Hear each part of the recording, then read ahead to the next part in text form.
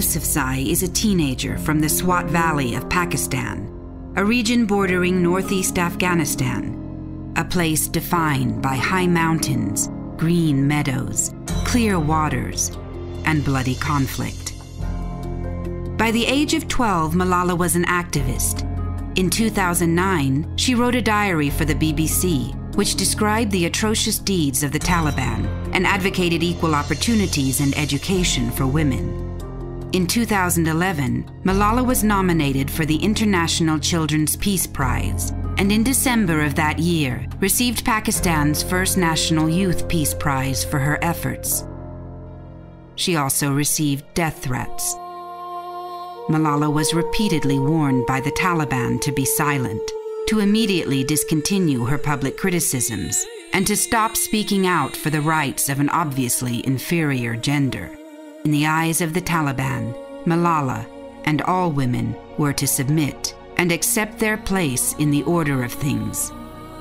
But Malala was not silent. On October 9, 2012, as Malala Yousafzai and other girl students were riding home from school, armed gunmen halted the vehicle and opened fire. 2 other girls were seriously wounded. Malala was shot in the head.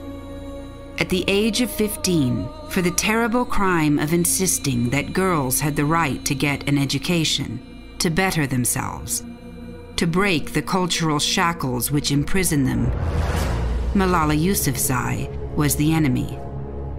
To the Pakistani Taliban, her words were as dangerous as any weapon of warfare because they challenged the order of things, because they insisted that fanatical men did not deserve to be the masters of her world, because they were spoken by a defiant, free, female voice. For this, the Pakistani Taliban declared war on a little girl, because she was the symbol of the infidels and obscenity. But Malala did not die. She escaped death by inches, and her recovery has inspired millions across the planet. Among the first public photos of Malala's recovery is this one, the young girl reading a book, a symbol of the very education the Taliban wishes to deny. Schools have been renamed for her. Petitions for girls' education are being circulated in her honor. And for the moment, millions of eyes are opened to the brutal, cowardly, oppressive cultures that seek to keep women's rights, to keep human rights, under their boot. Malala Yousafzai's story is a compelling one. Unfortunately, it is not a new story. Every day, atrocities like this are committed around the world. And for thousands of years, tyrants have been terrified that those under their control will rise up and wield the most dangerous weapon of all, an idea. This is a critical moment.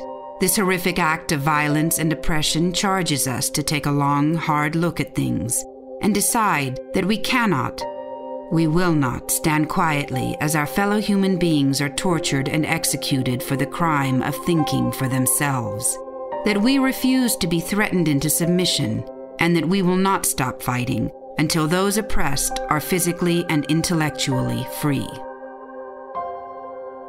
Thank you, Malala, for showing us how powerful a single voice can be, for providing an example of real courage, and for reminding us that the fight for human rights is not the responsibility of any one person, but is instead the responsibility of us all.